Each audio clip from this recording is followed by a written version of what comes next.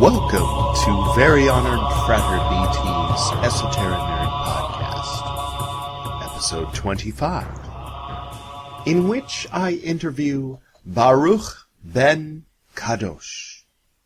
But first, a quick clarification from the previous episode.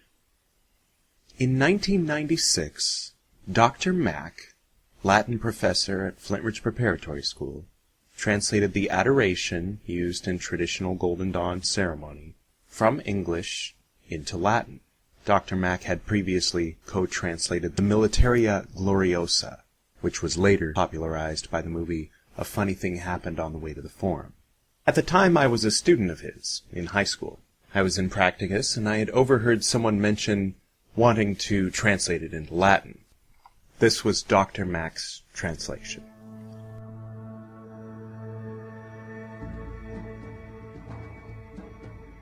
Sanctus es, Dominus de mundi. Sanctus es, qui natura non finxit. Sanctus es, vastus et potens, rex lucis et tenebrarum. Sanctus es, because the two is implied and redundant. Dominus de mundi, that part might be familiar. Sanctus es, qui natura non finxit, because finxit means formed, creatosis means created. Two different words of the Kabbalah. He translated mighty as potens, not valentus, or valiant. Rex lucis et tenebrarum. I admit the choice of rex is a very, patriarchal one, but he thought it was more appropriate in the context. Ruler, as he pointed out, you could use rector, but it doesn't have that same sense of regality to it, so he chose rex. So thank you to the late Dr. Mack for this superior translation, a translation which I am quite certain at least a few esoterinerds are writing down even as we speak. And now I'd like to return briefly to our segment, The REAL Rosenkreuz Orden. To such an extent of a general reformation, the most godly and highly illuminated father, our brother, Christian Rosenkreuz, a German, the chief and original of our fraternity, hath much and long time labored, who by reason of his poverty, in the 5th year of his age was placed in a cloister, where he had learned indifferently the Greek and Latin tongues, who, being yet in his growing years, was associated to a brother P.A.L., who had determined to go to the Holy Land. Although this brother died at Cyprus, and so never came to Jerusalem, yet our brother Christian Rosenkreuz did not return, but shipped himself over, and went to Damascus, minding from thence to go to Jerusalem. But by reason of the feebleness of his body he remained still there. And by his skill in physic he obtained much favor with the Turks. In the meantime he became by chance acquainted with the wise men of Damascus in Arabia, and beheld what wonders they wrought, and how nature was discovered unto them. Hereby was that high and noble spirit of brother Christian Rosenkreuz so stirred up, that Jerusalem was not so much now in his mind as Damascus, and he could not bridle his desires any longer, but made a bargain with the Arabians, that they should carry him for a certain sum of money to Damascus. He was but of age of 16 years when he came thither, yet of a strong Dutch constitution, where the wise received him, as he himself witnesseth, not as a stranger, but as one whom they had long expected.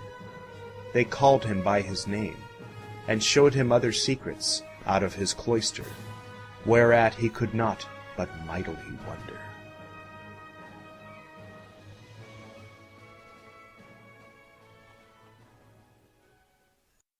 Our guest tonight is a regular listener of this podcast.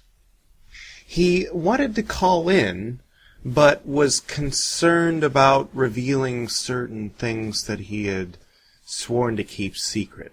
So he asked one of the chiefs of his traditional Golden Dawn temple for advice, and the chief replied, "Ask BT." So let's get to that interview, shall we?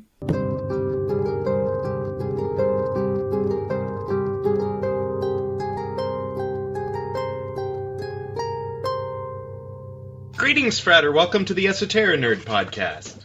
Thanks for having me. It's been great listening to the episodes so far. It's a really great podcast. Oh, thank you very much. Are you all caught up? I think I haven't finished the Wiz. That is a long one. Yeah, it's a little long. And I listened to part of it, but I didn't.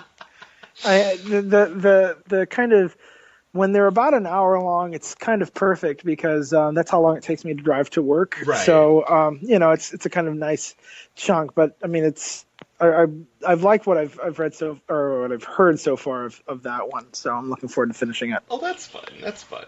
So tell me a little bit about yourself. I noticed you have a Hebrew name. I do, but that's a pseudonym. Ah. That's not my real name. I'm in somewhat the same position as Benabel Wen. Okay. That just as an attorney, for example, might not want clients and judges and public officials knowing that they are right. Practicing occultists. The same thing might be true of, say, someone who is a teacher. And even though the institution I'm affiliated with is very open-minded, right? People can freak out. Yeah. And so that's a very useful pseudonym, and it means something kind of nice, Nice. So Baruch Ben, remind me. Kadosh. So Baruch, blessed Son of Holiness. Yeah, that's the story there. So beautiful. It actually came from the inspiration for the pseudonym came from I think it must be Arabic. It's a book called Hai Ibn Yaqzan, which is means alive, son of awake. Mm-hmm. Which is somewhat obscure. I mean, I guess in sort of esoteric circles it might be more common, but it's a kind of Sufi-inspired, Enlightenment tale, and it's a nice read, but it's up until a few years ago it was hard to get an English version in print. But when I was looking for a pseudonym, given my line of work, I decided to take a little page from the Chai Ibn Yaqzan and, have something I aspire to, So Chai, that's Chet Yod, and then what's the second word? Chai, well, it's an Arabic title. Oh, okay. And so because similar. yeah. The way it's usually transliterated is Hayy. Okay. Chai Ibn, IBN. Oh, right. And then I believe it's Yaqzan, Yaqzan. Oh, so that's his name. That's the name of the character. Okay. Ibn Tufayl. I'm looking on my bookcase real quick if I can see it, because I'm pretty sure I brought it. Ibn Tufayl. IBN TUFAYL. Is he recent or? No, this is, I believe, 12th century. Okay. Yeah, I'm into Ibn Arabi. They probably were friends. Or enemies. Well, they were Sufis, I mean. It's maybe it's rival teachers, but I doubt they were enemies. 1185 is the death date for Ibn Tufayl. Okay. So, what region? I believe it was. Let me just open this real quick. I believe he was living in Persia for most of his life, if I can remember. It's been a few years since I read it, but he definitely was writing in Arabic. Oh, you know what? I'm completely wrong. Born in Granada. Okay. So he was Al-Andalus, right? Yeah, Al-Andalus, sure. So he definitely knew Ibn Arabi, Yeah. or they hung out in the same circles, because Ibn Arabi's dad was the great Sheikh in, I don't know exactly what year, but it was near 1100.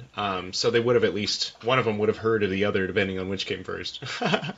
The Sufi teacher you had mentioned, what other influences do you have in your background other than Sufism?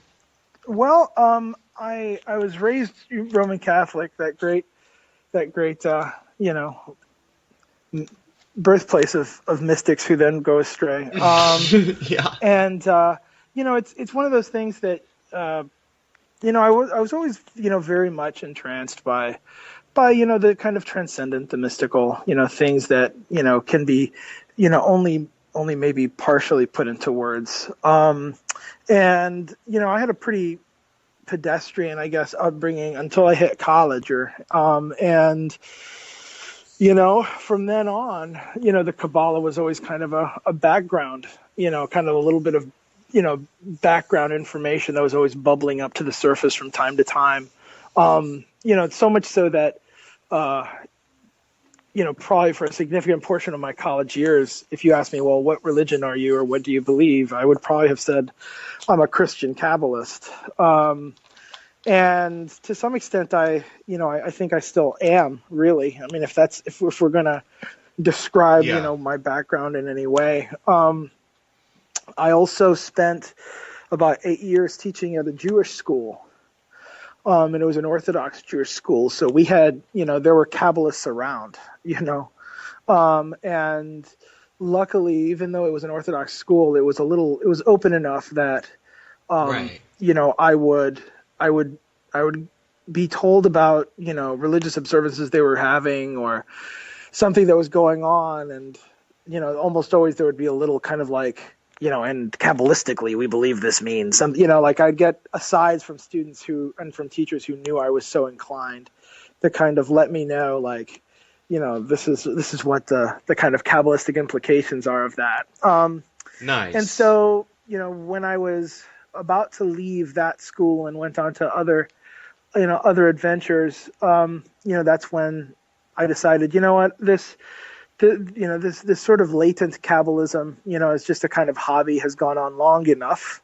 We need to get kind of practical here. I need to kind of really, really explore it more forcefully. And that's what sort of prompted me to end up at in the Golden Dawn. So nice. Yeah, it's been a seemingly circuitous journey, but the longer it goes, the more I look back and I say that it only seems circuitous. It's very straightforward. It's just a greater deepening and widening of what I see and what I know. I mean, that's really all it is. It's not meandering. It's actually very direct. Yeah. If you really look at it the right way. Yeah, and it sounds like a slow and natural progression, like you were talking about, kind of going from being Christian to being a Christian Kabbalist, to being a Christian Kabbalist immersed in a Jewish environment, really kind of getting some interesting, and then to go from there to discovering Hermetic Kabbalah specifically, one kind of made by Christians for Christians, but incorporating paganism. I mean, for them, a lot of them were priests. A lot of them were Jesuits, and they were, they had a pseudonym like yourself, like Ben Abel. We don't really know who Christian Rosenkreuz was, for instance. Right. But he might have been a famous person in the church, for all we know, or maybe a not so famous person. Maybe he was just one of the priests, but in the back, in the sacristy, when everyone had gone home, what was he doing? Well, he was doing alchemy, he was doing invocations, he was transcribing books that were, maybe forbidden. From their point of view, their Jewish friend who was in hiding from the Inquisition, depending on what period and what, country we're talking about, was also, the local witch or pagan, the person practicing the ancient arts of wherever, the Gauls, the Celts, the Druids, were kind of equally hiding, equally blasphemous. So from the point of view of the of the sort of secret revolutionary Jesuit priest who's infiltrated the system in order to try to transform it from within, the way that maybe an anonymous hacker works for Microsoft or Google in present day. Is just kind of as heroic and anonymous, and it's an interesting thing. 8 years of Jesuit school for me at earlier points in my life, kind of basically, one of the things that I think you end up getting from that group still today is that, that order and the rules are, all well and good, and they serve a definite purpose, but there's something to the transgression that sometimes gets you just as far, if not farther, than, playing by the rules. And I don't think that the church really wants Jesuits to teach that, but I think that by implication, most of their students pick up on that, that somewhat revolutionary or countercultural, history. So. Yeah, it's interesting. I've heard it speculated that the Rosicrucian order was basically just kind of a whispering in the dark kind of thing going on within the Jesuit order. Yeah, I wouldn't be surprised, just because I'm not a Dan Brown guy by any means. Yeah. But there is there's something an audience to it. for that for a reason. He's making it pulp. He's doing what he's doing. I like that he's maybe bringing more people into questioning certain assumptions that maybe before that they had no idea. It's gotten to the point where, there was a time when but when the movie was about to come out, and I would go to the local burger place and see what clearly was a very well-dressed... you could tell by the books he was reading that he was, preparing to deal with, how his congregation or whoever it was he was dealing with was going to, he was reading all these conspiracy things, but urgently. He was, urgently reading all these, what you should know about Freemasons and what you should know about this and that. And he looked like he was kind of a religious man. It was just really amusing to watch. But, everybody was suddenly urgently having to, read Holy Blood, Holy Grail, or at least research who it was that did it and what the heck they were talking about and what their sources were. And so I appreciate Dan Brown for bringing things to the light, but at the same time, he basically took Holy Blood, Holy Grail and Google and then, made kind of an interesting whodunit, and that's it. There's not much more to it. I think that it's a much more interesting question to ask, what is the Holy Grail really? What is the true lineage of Christ really? These are questions that are whoa, profound. You can ask the same question in the East. What does it mean to have the true lineage of Bodhidharma, or whatever, or of Mahakasyapa? And here we could say the lineage of John the Apostle or something like that. And but it makes it too stupid to be oh, well, if you're a redhead from Scotland, you might be the great great great granddaughter of Jesus and Mary Magdalene, and then therefore what? I don't know. The end. Credits roll. Yeah. It falls flat like John Dee and Edward Kelly's legacy. Well, I think that the reason why that's much more attractive than the actual answer to the lineage, to what does it mean, well, who possesses it and what will happen to them or what can they do? I think that the real answer is the scary one, which is that it will destroy you. Yeah. And of course the in exoteric and mundane circles, we always flee from our own destruction, but there's something about the mystery schools. There's something about, Freemasonry. There's something about Kabbalah that recognizes that at some point, in order to continue, in order to become who you really are, you will have to face your own destruction. You'll have to face your own death. And, I think that that's a common aspect of all these lineages, which is that the truth is that the lineage will bestow upon you knowledge that your true being is way bigger than anything you can possibly imagine. which is frightening for most people. Yeah. I mean, it's not something people want to embrace, and in little ways and sometimes in big ways, but usually in little ways, in dark corners and lodge rooms, etc. That's where that truth is communicated. In the East, they seem a lot more comfortable with the idea that the obliteration of yourself is actually your next step, and that you will survive it. Yeah. In fact, your being will not be crushed by this knowledge, but rather you will become who you were supposed to be all along. Yeah, but it it's seems hard. it seems like in the West there was a bit of, we inherited that sort of obsession that the pharaohs had with the afterlife and wanting to, well, what was it they called it, the Ba?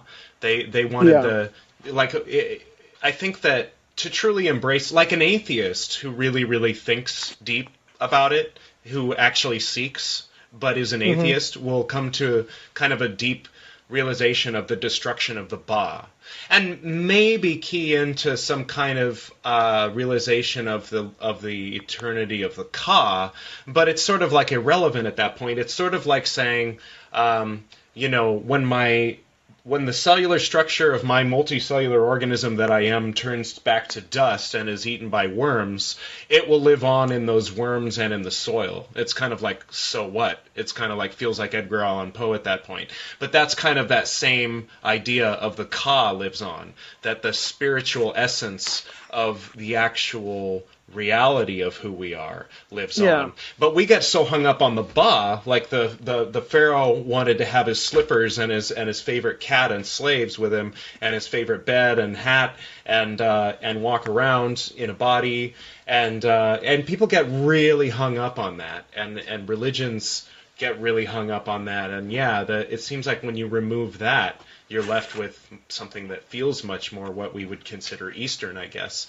But I think, I've seen it in Western context too, like if you get a good Franciscan, like just bare walls and a wooden cross, and then someone humbly praying, it seems like they're kind of confronting the same abyss.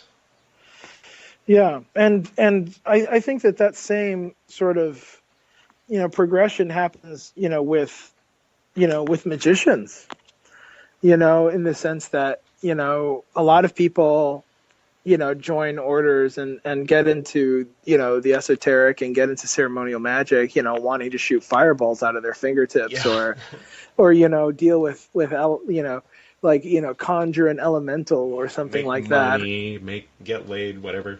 Yeah, and I think that we all go through a period when we try to do that, when we use some practice that we've learned or that we've been taught or that we've found, but there comes a point where you realize that, that analog to the Ba, you just say like, well, yeah, I could do that, but I mean, why? What's the real point? This thing that I thought I really wanted, I don't really need, and that it's really kind of secondary. And, I think that's, if anything, that's, in my brief experience as a ceremonial magician, like that's probably I think at this point, the biggest indicator of kind of growing enlightenment or growing sort of spiritual maturity is the ability to do nothing. And to be okay with that, and to not say like, well, I have to be able to do this, or look at me, look at what I can do, and just to be okay with being right here, right now, and doing really simple magic, as opposed to like, I'm going to do a 3-hour ceremony where I'm going to conjure the visible appearance, and then I'm going to, that has its place, but that's really not the point. I think I think that I think that that's something that a lot of people miss, and I think you have to hit that at some point. Otherwise, you're going to end up doing some stupid stuff, some waste of time. Yeah, it reminds me of Alan Watts was describing the wide angle lens, or like the floodlight consciousness, that there's like the focused spotlight consciousness, and then there's the more floodlight consciousness that where you take in everything at once. And that reminds me of the Tao Te Ching, talking about knowing that everything is taken care of and not needing to do anything. It's kind of like a surrender of control, but in a way it's like a surrender of control to the higher self. Or, and also in a way, it's just a way to trick your brain into not releasing so much cortisol, and being able to consciously move into an alpha state. I think that biofeedback, you'd probably realize the same thing. You'd go, oh, if I stop being hung up on whether or not I'm going to have enough money to pay the bills, then this monitor thing says I'm in a better state of mind. Maybe I should try that. And, you could come to the same conclusion just through meditation, too. I did a little bit of biofeedback. Oh, I'd love to do biofeedback. I haven't. I've only read about it. I did it when I was a kid, Nice. if you can imagine that. When I was like 14 or 15, my dad somehow, through some thing at work, someone gave him like I don't know if you've ever seen the ones that are handheld, where it looks like a mouse with just two little pieces. It's not like neural biofeedback, but rather like an e-meter? Kind of, except it has a spot for two fingers, and you can follow this brain states by the different patterns of clicking that it makes.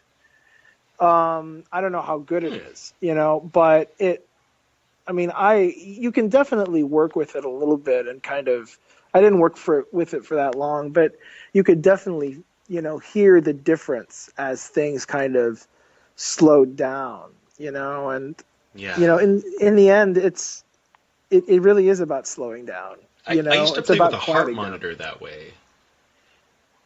I'm sure you could do the same thing with that, and to really slow down the beats of, the heartbeat, and that should reflect a changing brain state, but it's about quieting down. It's about slowing down, and in the end, I think what's scary with that for people is that we aren't affirming who we are and what we're doing all the time, and that's very frightening. Well, I think in a way, more things, at least in, it's sort of, there's so many levels on which to try to move things forward into the future. But on one level, I can kind of see how as more things become automated, art will be more and more of an option for people. Well, and it'll kind of be the only thing left eventually. Like, in cooking will remain as an art, but as far as a necessity, the robots will do it. Certain things will remain as an art form, as a vocation for people who want to do that. But there'll be much more of more people doing Renaissance fairs and more people being painters and being sculptors.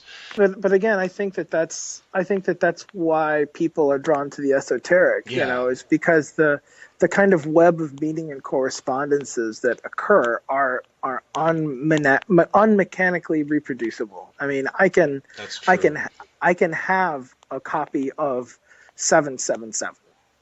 Yeah. But those correspondences can only be made by a human. There's no way that those various correspondences could ever be made by a machine. That'd be an interesting challenge for a machine. Because when you think about it, the Kabbalah, the Tree of Life, the Sefer Yetzirah, those are very primitive classification systems. From a certain point of view, they're very primitive, they're very simple, and that's both what the human brain does well, classify, find patterns, and that's also something that computers can do really well too. But there's a certain point at which the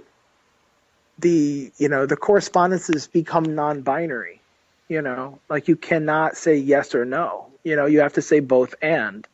And while of course a computer can say both and, I don't think that that's a natural mechanical move. Yeah. And I think that's the big challenge, because,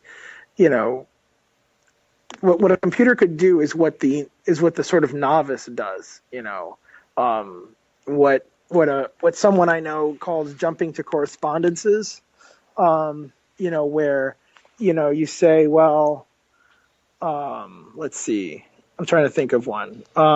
8 equals water, and there's nothing watery about 8, but you could say like, well, 8 equals Hod. Hod is associated with water, Right? Therefore, 8 must equal water, and that would be something that if a computer was a Kabbalist, like that's the kind of things that the computer would end up with. But I think that we as actual human Kabbalists would say, no, that's not true. It's a figure eight, like a fish swimming in a figure eight, or it's like the valence electron of 2 oxygen molecules connecting through the hydrogen. So, oh wait, is H2O? No, never mind. I have that backwards.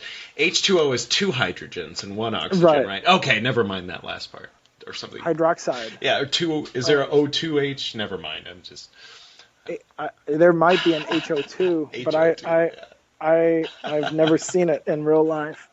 But Sorry. But yeah, no. I mean, it's a good question about especially now that we have all this technology. Where does it take the esoteric tradition? And what of the esoteric tradition in fact is uniquely human? I mean, I think that's an interesting question. And what if it is an actual reflection of truth? That's like when you take all the different traditions in the world and you put them side by side, then the things that they all have in common are truth, and the things that are different are culture or decoration, perhaps. Right. Or falseness. Yeah. I mean, I that should be destroyed. No, I'm just kidding. Just kidding, future. I mean, what's the difference between falseness and decoration? Exactly. I mean, I think that there's something to be said for that. Yeah. Doesn't Noah mean decoration or ornament? Oh yeah, it does. Noah is decoration. It's an ornament. But he wasn't destroyed. He was the only one who he was saved. Yeah, he was saved. I mean, that's the thing, right? Is in another thing that this conversation prompts me to sort of say and think is that one of the ironies about that I've discovered, as I've done my particular thing, is that those really intolerant people, which we see so much of in today's, in the American kind of landscape, these kind of frothing fundamentalists of the atheistic stripe or of the Christian stripe or whatever. Mm-hmm. I mean, one thing that I've realized as I've gotten older, is just that if we're talking about something that works and something that is true, once you get to the bottom of it, there really is no difference. Yeah. I mean, yes, there are particular differences, and we can't deny those.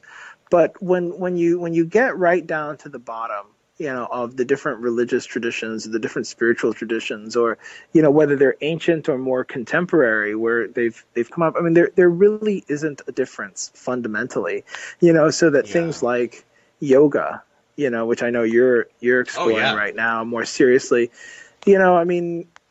I'm a big fan of it as something good for humanity, for sure. It is. It's great. And, I've known people who are very uncomfortable with it because they're Christians, right. And, I've spent time with, Shivananda yogis, from the kind of Shivananda lineage. Mm-hmm. And, I look at them, I look at their lives, and I think, I don't really see how this is incompatible with Christianity at all, and I mean, I don't want to make it sound as if I'm some sort of, spiritually enlightened being, because I have a long way to go. But, I just think it's so simple to see that, that any problem that you have with it is merely the ornament. That's all the problem is. Well, I think fundamentally the problem in both those fundamentalist Christian circles and those fundamentalist atheist circles is really the same problem, which is a carryover from earlier times, from feudal medieval times and earlier kind of pre-Greco, basically that our groupthink is right, and anything that contradicts it is bad. Don't sleep with anybody who doesn't subscribe to our groupthink. I mean, really, it's kind of like the Old Testament, like how it all got started, with those first 12 brothers, and they were like, okay, only people who are circumcised are allowed to sleep with our sister, or whatever the weird thing was that started the whole thing. That was the weird thing. That was the weird thing, yeah. And but like that. If it's not First Assembly of God, then it's the devil. If it's not, there's people that are deeply religious that out of nothing but pure devotion every day will go to a building called a coffee house and drink the same fucking beverage and talk the same shit about the same, religion, out of nothing but a desire to belong. And if you come along with something like, oh, well, actually I sing in the choir at the Russian Orthodox place, then you're kind of speaking outside of their groupthink, and then out of a desire not to be thrown out of the peer group identification, passive peer group identification / cult that they belong to at that coffee house, they won't want to participate in any kind of conversation that might acknowledge that path is anything but just aberration and error in this day and age when we should all know that we should just fucking burn all the churches or whatever they think their purpose is. And it's the same. It's like the post-Puritan thing. My dad said, you release the chains of slavery, but you leave them on, unconsciously. So it's like, when you've just changed the fundamentalism to atheism or thelema or whatever. I mean, I've seen people turn it to Golden Dawn and become Golden Dawn fundamentalists, Well, and that's actually something that I was going to ask you about, which is, is this, is just because you've been around the block a couple of times, it seems like, in terms of, various orders. I mean, is it, why do magical orders break up? And is it, why do they always seem to end up in schism? Yeah. And if they do, is that just a natural part of being what they are? Or is that not natural, I think that it's very possible that if you adhere to traditional Golden Dawn formula and take it very seriously, that it's doomed. I think that what is required is to not take it so seriously, or to make it a little bit more adaptable to the world as it is. So in other words, like if you change the oath a little, I know CSS has changed the oath a little, just a little, enough to make it so that, you're not saying, I swear to keep secret this order. Why, and then afterward you say, oh, well, we were just kidding about that part. You can tell people about the order, but don't tell them about that. So you change the oath so that it makes sense in modern day. Because it used to be everybody swears to keep secret the order, and then, oh, well, if your friends are interested, here's the website. So it's kind of like, huh? Are we traditional or are we not? And right. So you some people go one way and say, well, we're going to be traditional. And then those are the ones that get a little scary, because then it's just, oh, you're not allowed to tell anyone that, And then the other ones are more, adapted to the world as it is. And CSS, has its history, and they've all seen what they've seen and learned the same lessons I learned. And so they've got the Constitution, which I think is great. As new traditional Golden Dawn temples form, from solo practitioners that get really into it and then eventually decide, well, I've got all the tools, why don't I initiate my buddy? And then next thing they know, they've got a thing going. I think it might be interesting or useful for those groups to take a look at the Constitution and consider the wisdom of the people who spent 30 some odd years in grueling, unfortunate situations which seem to result from nothing other than adhering to the traditional Golden Dawn formula to the letter, and then say, okay, well, what if the initiate could go in, rather than being totally ignorant and blind about what they were, they just put a hoodwink on and you don't have a clue what's about to happen. Like, you go in knowing, okay, I'm going to be getting traditional Golden Dawn training. I'm going to be, I'm going to be assigned this. This is what's going to happen. There's no surprises. It's like, this is where the secrecy is. Don't tell about the people, the names of their real names, that kind of thing. Mm-hmm. The important stuff. As the more traditional you are, the more problematic it can be, and the more it seems like, when the order finally split apart, it's like, oh, so CSS was the Stella Matutina, and OGDU was the Alpha et Omega, and then BT's the Crowley, and, it's just like, wow, it's like so formulaic, it just seems like it's the same thing every time, and it might have to do with the hierarchy structure, and that's why I say people who take it seriously, because if somebody takes seriously that they're very honored frater so-and-so, or honored frater so-and-so, or that they have a sword and they're yelling at everyone to give the grade sign of the neophyte, when the ceremony's over, if they don't take off the god form and they go out into the other room and they say, Gary, bring out the plate of deviled eggs, then they don't understand that it's just a play, that it's something that we're all coming together to do together that requires chiefs, and it also requires neophytes, and it requires everybody in between in order for us all to have this dance. Just like in order to put on the Lion King on stage, you need background performers and you need a stage crew and you need so I guess that's what I'd say is part of it is maybe it's a good thing, or I don't know whether it's a good thing or not, but new schools do form and new innovations do come out of it when groups split off like that. But these days there's more transparency and there's more communication between groups, so I think that we might be entering into another phase in the overall evolution of the history of traditional Golden Dawn orders, where there's a lot more open discourse between traditional Golden Dawn orders. And so I don't know, it might be changing. The group I'm part of, right, it seems extremely sane to me, right? But I have to admit, I'm not sure if, I'm seeing it clearly sometimes. Right. I think I am. What state are you in? Illinois. Oh, okay, yeah. Yeah, those guys are solid. Yeah, they seem not crazy, and there have been moments when, people have said oh, well, it was kind of fun to be part of a cult, Oh, yeah. Yeah, that's probably UA. you hear what I'm saying? It's, yeah. And I'm like, well, are we gonna become a cult? Is this already a cult? It doesn't feel like a cult, Yeah. It's, there's certainly, expectations of things. Well, there's no charismatic leader. Not to say they're not charismatic, but they're all just buddies at this point. There's none of them is the leader, No. I think you're absolutely right. As somebody who kind of, came in, shortly, I guess, a year and a half after stuff went down, it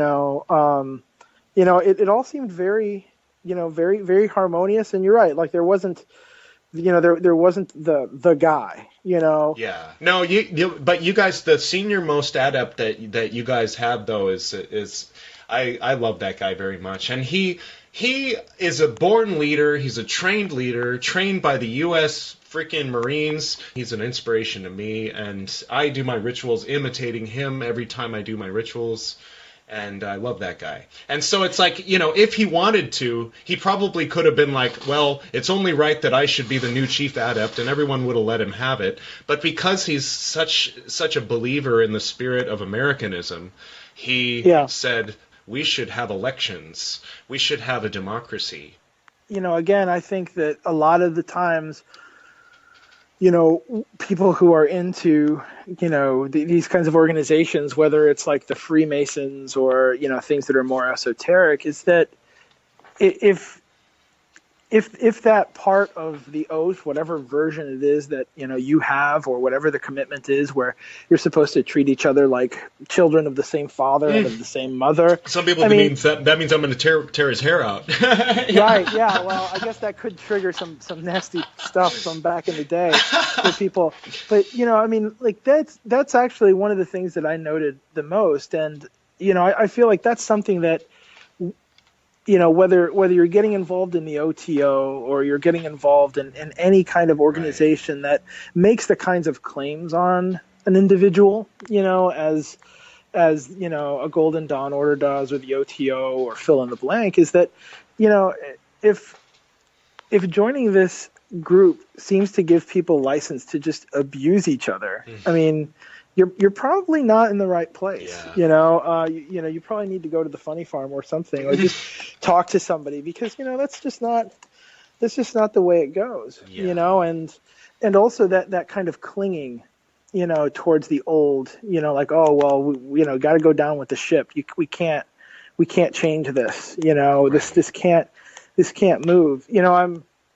I have to admit, that's one of the things that as I've been in the order for a few years, it's something that I think about sometimes when I have a little bit of distance, and I think,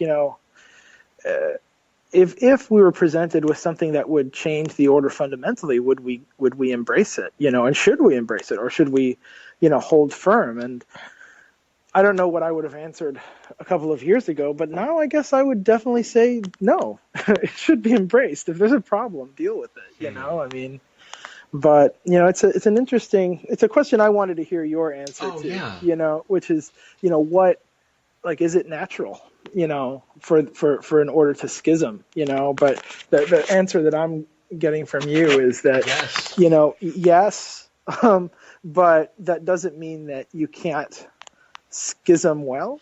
Yeah, well, like I've said, sense? sometimes it needs to happen. I mean, if you've got a real a-hole at the top, then you need for all the adepts to band together and schism, But if you've got, like, someone with a heart of gold at the top who just doesn't want to, sell out, or whatever it is everybody's rallying that he should do, and then they're all going to band together and screw him over, then schism is bad. But, I mean, in a culty order, schism is a word that'll give you chills. When you hear about the adepts who schismed, you go like, oh, the darkened ones, the ones who we're not allowed to speak to or talk about or look at or even, have pictures of, I mean, you find that kind of stuff going on in voodoo in, at least in South America, where in certain lodges where if somebody breaks one of the rules or looks at the cult leader funny, then they burn the picture of them, and then the congregation isn't allowed to look at them anymore. And then one of the other things that our order had in common with voodoo is the putting on of masks and then channeling the ones who would tell you what you were supposed to do as an order. But anyway, that's a whole other story. Yeah, I have to admit there was one incident where there was a mask involved, and I remember looking around, and I was, here I was in the middle of an initiation. I was like, "Are you serious? Is this really what's going to happen?" I love that. Yeah. I mean, it was. I mean, it was much cooler than my fear was unfounded. But there was a moment where I was like, what's going to happen now? But that's way different than using a mask to channel some kind of supposed force that is not really a force, but it's just some kind of schizophrenia. I don't know. Or maybe people get ridden. I think at a young age I threw off the idea of being possessed because I didn't want to be possessed. And so my dad was Christian Scientist, so one of the things that I learned was that if you disbelieve something strongly enough, then it ceases to be. So, basically, if you unbelieve it, then it won't happen. So I unbelieved possession by demons so that it wouldn't happen. Yeah, I mean, it kind of goes back to that, Lon Milo Duquette line, of, it's all in your head, but you have no idea how big your head is. Yeah. And, that's truer than anybody really gives it credit for being, I mean, that's why some people just seem straight up batshit crazy sometimes, is that, you look at them and you're like, you really believe this? Yeah. It's in your head and it's real now. Yeah. There's no doubting it. It's real. So, yeah, it's a strange world we live in. I don't know where this conversation is going, but it's very weird. Yeah, it's improvised at this point. Yeah, oh, it's totally improvised. Well, because I'm not an expert on anything. I just said I'm going to call in. Yeah, I know, right on. You know. Yeah. But I think that I think the problem that we're kind of circling, and in some ways this is what the whole maybe what the whole conversation is about, is that we're really, if we think that we're getting beyond dualism, but we're really just slaves to our own expectations, like we haven't gone anywhere at all.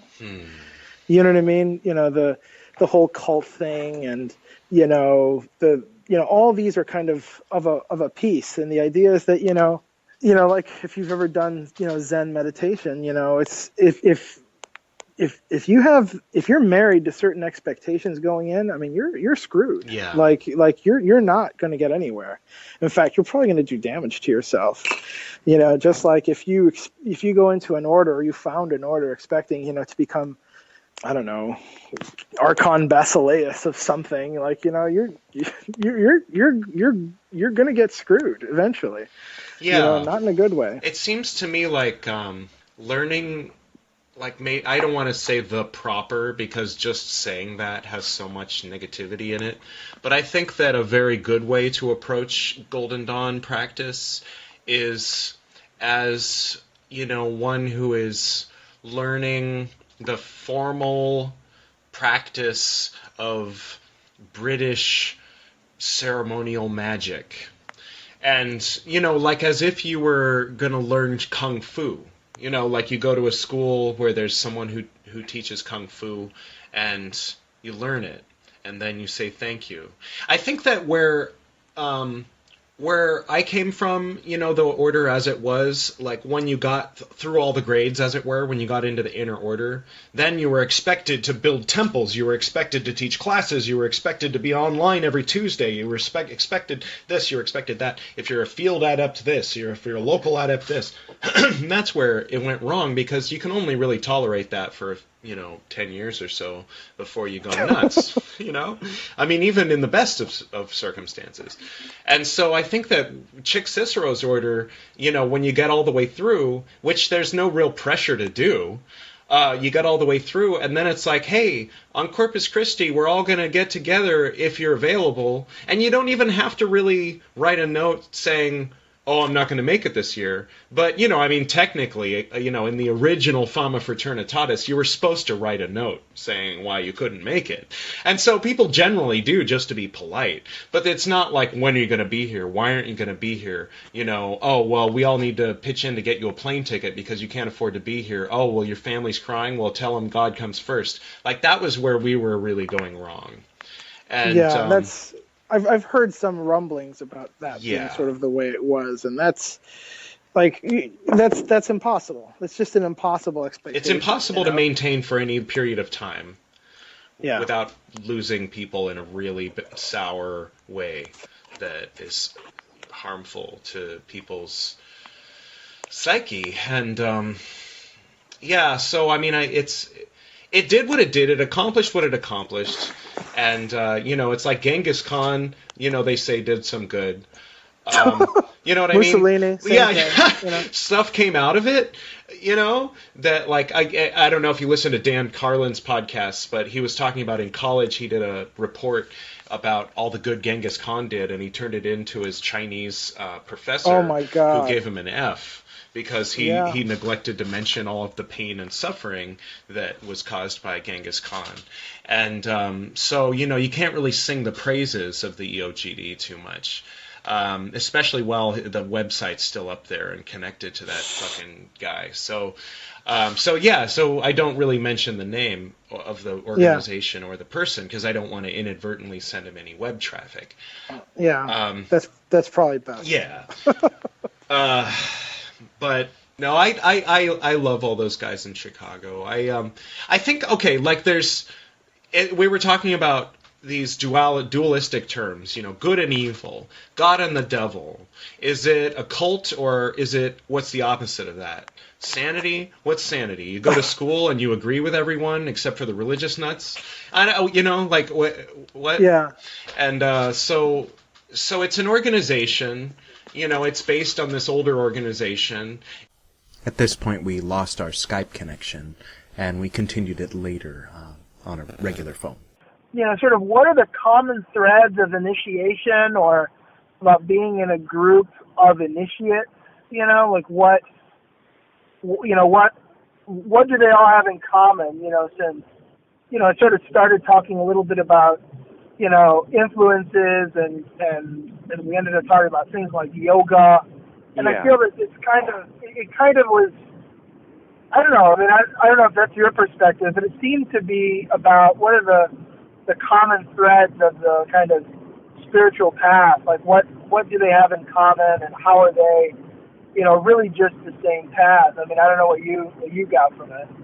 Yeah, definitely they all are similar. There's different things you'll get out of, like if you practice yoga regularly, for instance, you might not have as many correspondences bouncing around in your head, and you might feel physically fit, where if you sit at like a Dutch style, wooden four-legged chair with the back on it, and sit at a table reading a book or in old times transcribing books over and over, then you might end up with a whole lot of knowledge in your head and the ability to translate from one language to another, but you might end up, kind of hunchback and really not feeling good physically. So in my perfect world, if I were to envision an order, as I would like to see it, it would include both in a way that,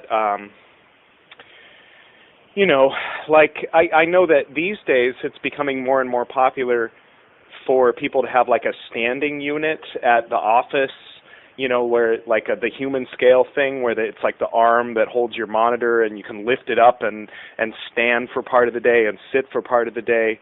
So I guess, my biggest complaint about the Golden Dawn system is that the only physical exercise that it includes is asymmetrical, and it doesn't really think much about the body at all. It's really focused more on the symbols that you're drawing. So if you're using a big heavy sword to draw those symbols, then you're screwing up your shoulder and you're getting an uneven workout. And so those are things that I would like. As a lover of the traditional Golden Dawn system in Victorian England, of course I think that there is some good, even if it's just, a novelty kind of level of good, and maybe this is where I disagree with some people who take it very seriously, but in knowing exactly how to do it step-by-step Victorian style. But I also, in my own work, I try to put the sword in my left hand sometimes, and I don't think strictly in terms of the microcosmic man, the mirror of the universe, where they put Hesed on your left arm and Geburah on your right arm, which means your right arm is always Geburah and your left arm is always Hesed, which is as absurd as saying that your right arm is always testosterone and cortisol and your left arm is always estrogen and oxytocin. And it's not, because obviously all of these things flow through the whole body. And so, they're useful as symbols and ideas, I think, but I think people go astray when they take it too far and the correspondences kind of take over the body and the physical aspect. And I think that yoga, to me, it strikes me as superior in that it really is grounded in the body and in the breath and in kind of the real, and then the things beyond that, I'd like to see people do enough hatha yoga that they can sit in perfect meditation and achieve that stillness before they start path working, But that's just my point of view. But I think that there's a bit of a natural end, for that. Even within the system, and one of the things that we've already mentioned is, this idea that it will break down and become stale unless it can change. That to some extent the traditional Golden Dawn system is always doomed. It's always doomed. Yeah. And if we take that seriously, not that I'm like the golden child or something, but one thing that happened to me right when I was, right around the same time I was about to get my Zelator initiation or my advancement was that I started yoga, and it wasn't an intentional thing. You know, it wasn't an intentional thing. But, you know, I remember getting a ride to the temple, you know, with an adept who picked me up at the train, you know, and I said, man, my yoga is rocking my ass right now, you know, like it is so good. You know, and one of the things he said, he looked over me, you know, I always have my students pick up some form of physical discipline, you know, during Zelator. And I thought to myself, you know, that sounds pretty natural to me. I mean, if you're dealing with earth, that you should have that kind of relationship with your body at that point, if you haven't had it already. Yeah. You know, and so I mean, I agree. I think that there's a kind of cerebralness, a kind of linearity to the order, you know, a certain sort of asymmetry, you know, that actually, you know, the answer is in the system already to some extent, you know, where you could see the opening. But I agree with you. You know, the physical, you know, has to be part of the path. You know, otherwise you end up doing all kinds of goofy stuff and you know, really can harm yourself ultimately. Yeah. You know, because if it's not the whole person, then, you know, what's the point on some level, you know, after a certain But I know for some people, you know, maybe they drive to work and then they sit at their desk while they're at work, and then when they come home they sit at the dinner table and then they sit on the couch, and then the only exercise they really get is when they're standing up and doing some banishings, you know, and getting some breath work in, getting some middle pillar, you know, work in. And so that's good. I mean, I wouldn't tell them, oh, your little exercise that you do isn't good enough. You know, I think that that's great for them at that point, but I think that also after a month or two of that practice, maybe step it up a bit. You know, that's what I'd say. You know, maybe stand up for 10 minutes an hour at work and try to get the HR department to give you one of those standing units. That's a huge step. I mean, it sounds like people sometimes will ask me, oh, well, what's the best thing I could do? And I'll say something like that, like, you know, try to stand at work, because it really affects everything else. You know, once you have that foundation of feeling all right, you know, someone says, hey, can someone help with this? And you say yes just because you have extra energy you want to do something with, you know, not no, you don't stay quiet and hope somebody else will take care of it because you're stuck to the couch. And so, yeah, those are all important Zelator things, and we learn a lot in Zelator about the material world. But yeah, it's good to integrate some actual physicality into it. And another thing which is kind of related to that is the way in which it seems. And I don't know what your experience is, but I've talked to a few people with much greater experience within the order. You know, there's a certain amount of not just synchronicity with when you advance, but also it feels a lot of the time as if there are things in motion even pre-advancement. Yeah.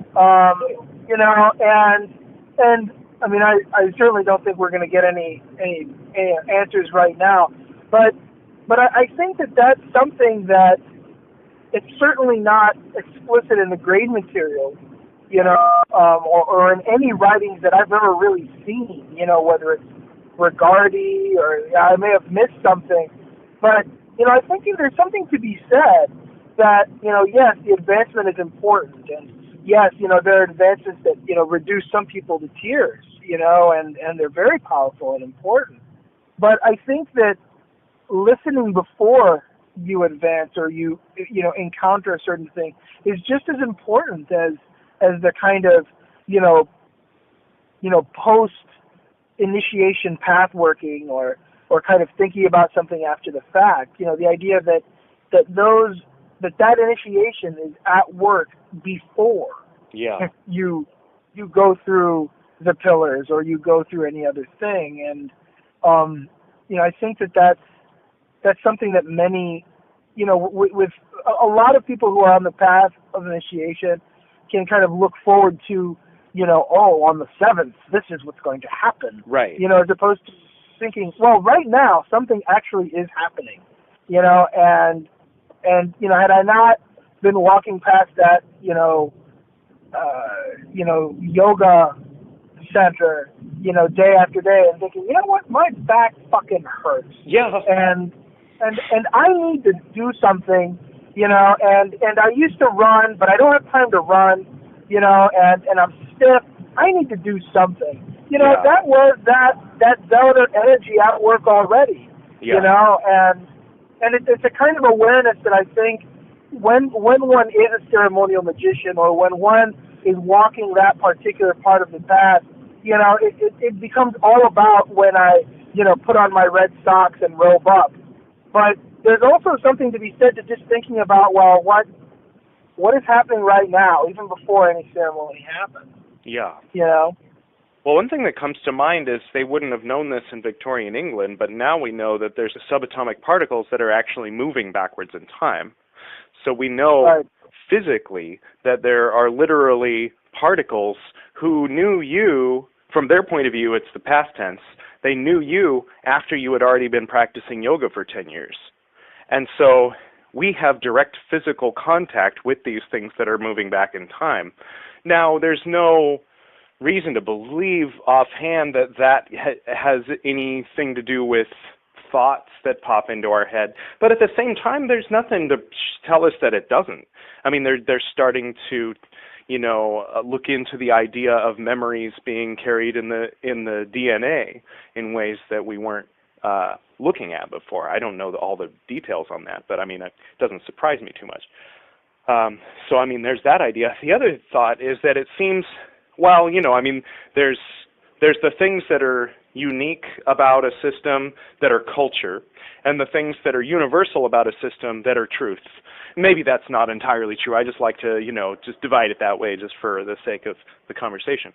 And so one of the things that feels like truth to me is the order in which we approach the grades in a very abstract sense, where you get your basic overall centering, and you're like, meet and greet, these are the members, this is what we're doing. This is how to do it. This is the temple, and that's neophyte. And then you kind of have an understanding going in that the first thing you're going to want to work on in that second grade is the material, and that's explained to you, your home, your finances, your body, your health, the real basic stuff. And then you want to get that mastered to a certain degree before you start to float up into the astral plane and focus on the mental plane. And that, to me, so far, that all just makes perfect sense, even though it's particularly the grade structure of the Golden Dawn tradition and other esoteric traditions from that period and earlier. Then after that, of course, we move into the more emotional realms. And then once we've achieved some kind of mastery there, then we can move into our passions. But we don't really want to go straight into our passions. We don't say, welcome to the order, now go, invoke the fire, and just, because we don't really know where people are coming from right on the first day. So we kind of want to start with some basics, and then start with grounding, and then start with, the mental realm and stuff like that. And then from it's unfortunate that when you're in a position of running an order, sometimes you end up with people who are incompatible at a certain point, and they're clinging to ideas that just cannot jive with the work, that it would just be harmful to try to force them to go through the work. And then, you kind of have to part as friends as best you can. Or, remain friends and, maybe say, okay, this work isn't for you. And, that's a real rough thing that comes up in any group. And when a new group is starting out, maybe that's something they don't realize is going to come up one day. But, we were talking about groups and how, whether or not it's a cult and stuff like that. And some people will feel that it's a cult if they got thrown out, So, I'd say that one thing is, if you're free to associate with ex-members, that's a really good sign. That's a really good sign, because I think that the more of a cult, something in a negative sense, something is, the more emphasis there's going to be put on don't talk to so-and-so who left. So that's one thing. Another thing on the question of the me who's done yoga for 10 years, etc. I have to admit that one thing that I can probably get some people, and I'm not the best scryer in the world, so take that in mind. But one of the things that gets to me is that what is happening when we scribe, and for example, our mottos are scribed for us. At least they are now. I don't think they always were. But they're scribed for us, and I don't even know the exact process. Right. But I know that's the way it works. And I think that whether you're scrying one thing or another, or having that impulse of saying like, hey, maybe I should pick up this practice. It very well could be the future you. Staring right back out at you. Maybe it's through particles that travel back in time. Maybe it's neutrinos, tachyons. I don't know. Or just the astral plane, or it's like other things from beyond. Like they say, the astral plane isn't bound to our rules of time. So. Yeah, that kind of corrective energy, for lack of a better term that I can't think of right now, might be the kind of thing that spurs things to divide. Also, a kind of futurity that is trying to prevent something worse from happening. Yeah. And so that's I don't know. It's an interesting question, because we spend a lot of time looking into holes that we can't see the bottom of, in order to scry and to enter into our subconscious. But I wonder if sometimes our subconscious really intrudes, in ways that will force things apart, which on a kind of conscious level we say, oh man, that sucks, or that's bad. But in reality, what it's doing is it's preventing something that would have been far worse. Yeah, of course, the term subconscious, it seems to refer to two things. I think it's already generally considered to be an arcane term. But basically, we have our programming. We have our automatic responses in the amygdala. We have our emotional buttons, and we have our things like that that operate whether we're paying attention to it or not. So whether or not we realized that someone's tone of voice reminded us of our dad or not, we got mad, and then later maybe we can look at it and go, oh, I see, there was a button there. But then that's kind of usually what people are talking about when they say subconscious. But then in magical circles, sometimes when we say subconscious, we mean our higher self, or the neshama. We're talking about you shuffle the deck because subconsciously you know where all the cards are. So it's kind of an interesting place where those terms cross over, and it's kind of, I think, a little bit revealing. And I think I would point to the moon card for an answer to that. In theory, when you're working with scrying in the grades, you're kind of practicing. So in practice with scrying, and you have to write some reports that, in the order you and I are from. Other orders may not do that. But so then there comes a time in Philosophus where we're supposed to start path working those three paths, and one of them is Kof. And Kof is kind of the place where our own bullshit ends up.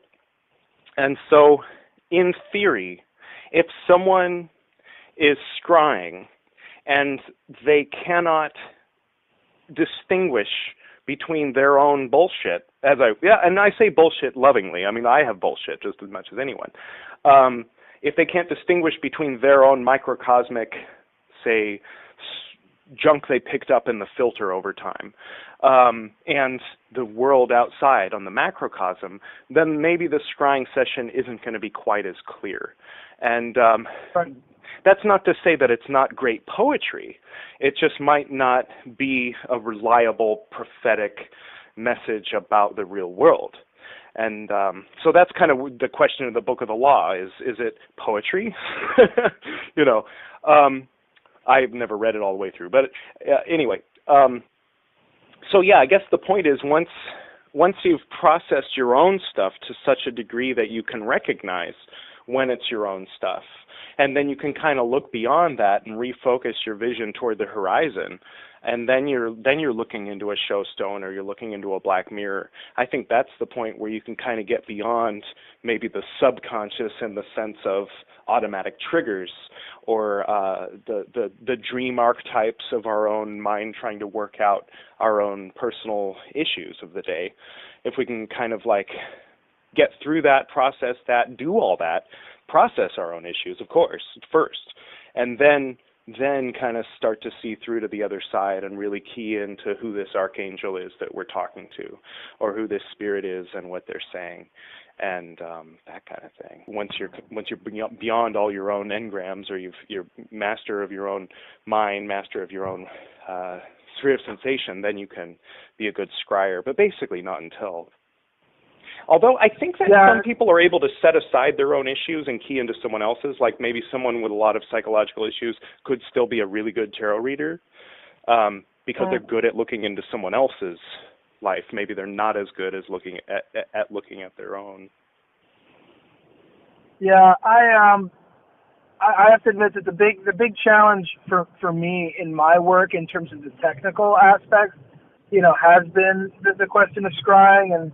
And again, it's a bit synchronous because, in my own work, I'm about to shift over into the path of Kuf a bit, into some of the things that I was going to be sort of working on next. Yeah. After having, kind of let things settle in, having worked a little bit in the kind of Aquarius field, as it were, which is where I sort of started. Oh, that's good. Yeah, I like that too. When I was in Philosophus, I was mostly focused on the star card. Yeah. But then my house burned down, and some people said that was because I didn't pathwork the tower card enough. Well, I won't. As scary as that is, I'm not going to neglect it. So. Yeah. But yeah. It was really nice meeting you, and glad to know that people over there in Chicago are enjoying the podcast. Yeah, absolutely, and hopefully we can chat again, and all the best with the old podcast. So. Absolutely, thank you very much. Thank you. Absolutely, we'll talk soon. All right, talk to you then. Bye. Bye.